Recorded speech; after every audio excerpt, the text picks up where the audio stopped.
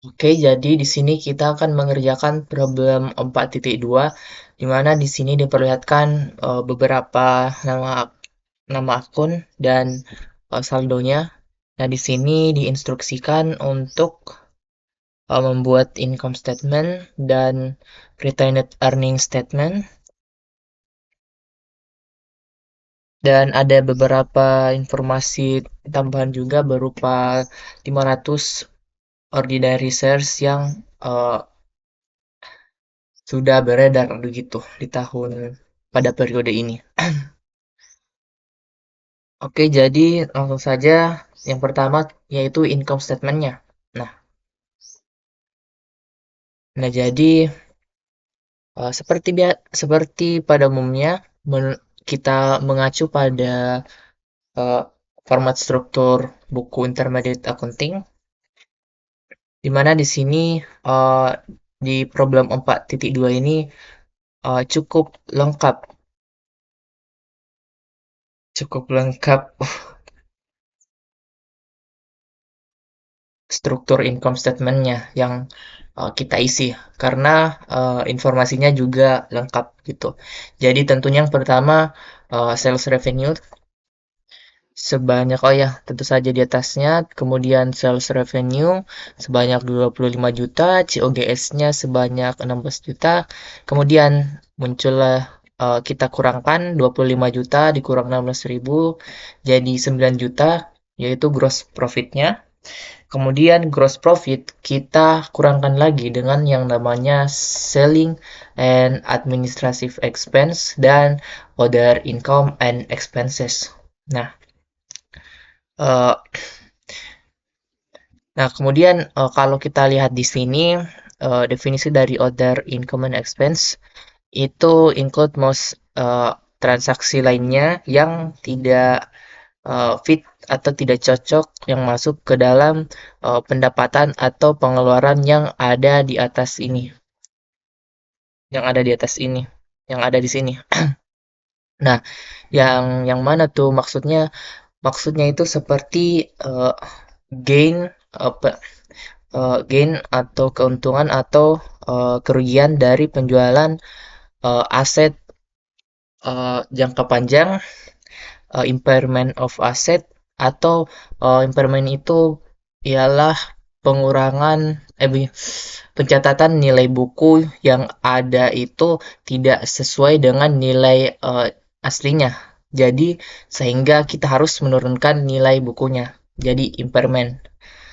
Dan kemudian ada restoring charge yang reported in this section.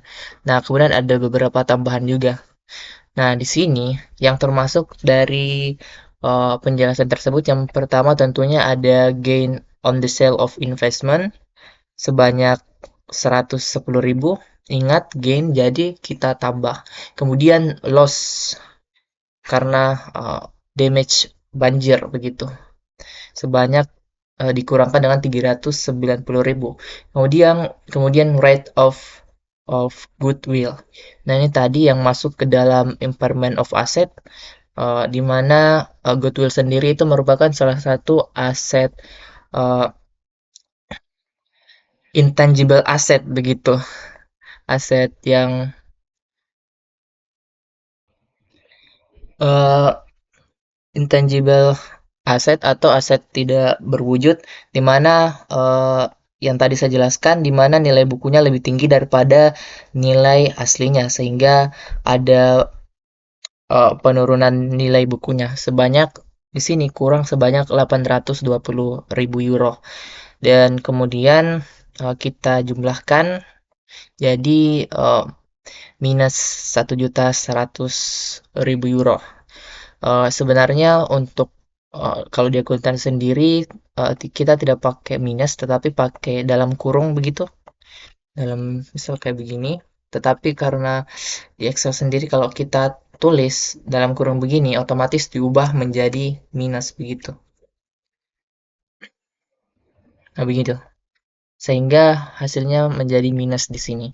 Dan kemudian setelah itu eh, kita kurangkan tadi gross profit dengan eh, expense ini, atau jika lebih besar untungnya di sini menjadi gain begitu, dan dapatilah income from operationsnya sebanyak 3.200.000. Nah, kemudian tentunya setelah dapat income from operations, kita masuk lagi ke financing cost yang uh, di sini disebutnya uh, interest expense sebanyak uh, 70.000. Oh ya, untuk akun yang tadi juga ada di sini semua. Misal seperti gain on the sale of investment, kemudian loss due to float damage, dan write off of goodwill. Jadi soal ini lebih mengasah kita untuk dapat mempetakan akun-akun mana saja yang masuk ke other income and expense dan ke sektor sektor lainnya begitu. Kemudian untuk setelah itu kita kurangkan income from operation dengan interest expense dan didapatinya pendapatan sebelum pajak. Dan setelah itu uh, income tax-nya kita bisa lihat di sini sebanyak 1.244.000. Jadi kita kurangkan saja langsung dan didapatilah income from continuing operation-nya. Nah, kemudian di sini ada discontinued operations-nya yang kita bisa lihat di sini ada loss.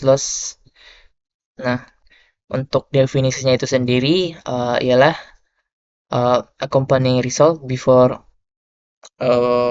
keuntungan atau kerugian dari operasi yang tidak dilanjutkan.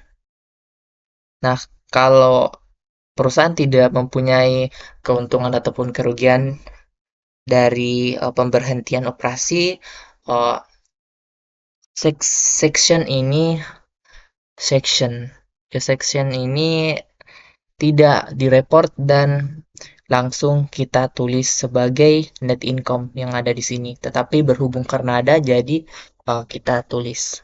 Nah, untuk akunnya sendiri ada dua di sini. Yang pertama ada loss on the disposition of the wholesale division dan loss on operations bla bla bla bla yang mirip. Dan di sini juga diperlihatkan bahwa net of tax. Jadi sudah dengan taxnya.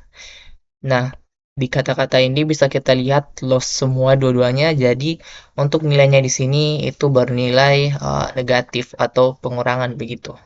Kemudian kita jumlahkan ini dulu. Terus jadi ini baru kemudian income from continuing operations kita jumlahkan dengan minus tadi dan jadi didapatkanlah net income sebanyak 1.356.000. Nah, setelah net income ada yang ke-9 itu non controlling interest. Nah, untuk ini sih tidak dijelaskan lebih tepatnya, jadi kita skip saja. Kemudian earning per share-nya. Oke, untuk per share-nya itu cara mendapatkan nilainya itu yang pertama kita tulis per share dulu. Aduh. Oke, oke, yang pertama kita tulis per share dulu, kemudian uh, income from continuing operations di sini karena ada income from continuing operations-nya. Nah, bagaimana kita mendapatkan nilai tersebut? Yaitu dengan cara kita uh, mengurangkan yang nilai dari income from continuing operations dengan nilai dividends yang dideklarasikan kepada saham preferen. Nah, saham preferen sendiri itu saham khusus yang dimana memiliki beberapa keuntungan, salah satunya dividennya dibayarkan yang paling awal, barulah setelah barulah setelah itu dividen sisanya diberikan kepada pemegang saham biasa. Untuk lebih jelasnya nanti akan kalian pelajari di bab eh, kurang bab berapa ya, kurang lupa, itu intinya nanti kalian pelajari. Dan untuk itu makanya kita kurangkan dengan 80.000 atau saham preference-nya, sehingga yang 80.000 ini kita kasih jatahnya, kita berikan atau kita amankan dulu jatah sebanyak 80.000 ini. Nah, barulah kita bagikan dengan 500. Nah, 500 itu ialah saham yang beredar pada uh, tahun ini atau periode yang sekarang, dan didapatilah 3,61.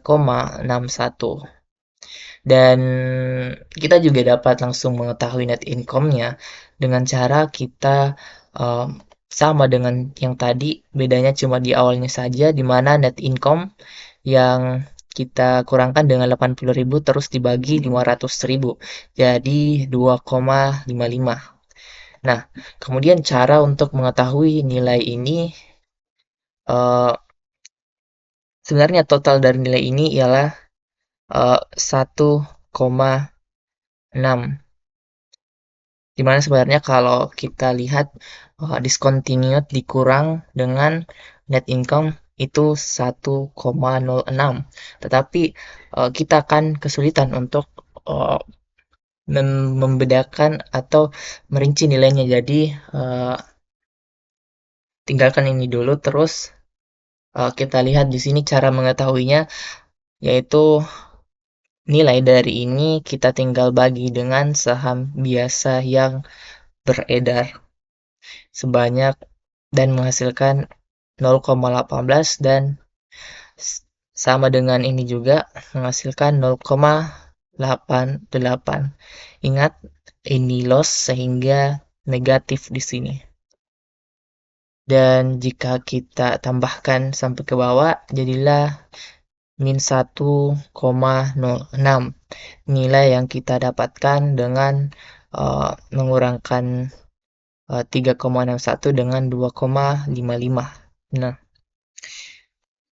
Nah, kemudian setelah itu kita masukkan saja langsung ke uh, income statement-nya, bla bla bla, jumlahkan dan jadilah 2,55.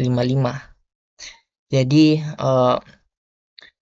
kita tetap dapat menghitung net income-nya walaupun tidak menggunakan rumus ini, tetapi kita hitung manual pakai ini.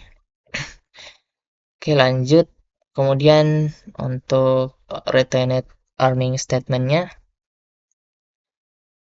untuk retained earnings-nya juga di sini cukup mudah. Yang pertama itu bisa kita lihat di sini. Nah, retained earnings balance Januari 1 sebanyak 980.000. Kemudian kita tambah dengan net income yang ada di sini.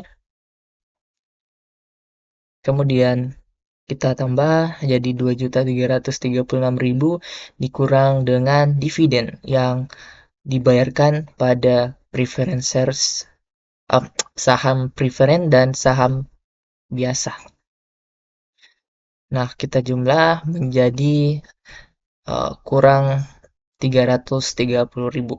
Kita kurangkan dan didapatilah retained earnings Desember 31 pada tahun 2022 ialah 2.006.000 euro. Jadi begitu.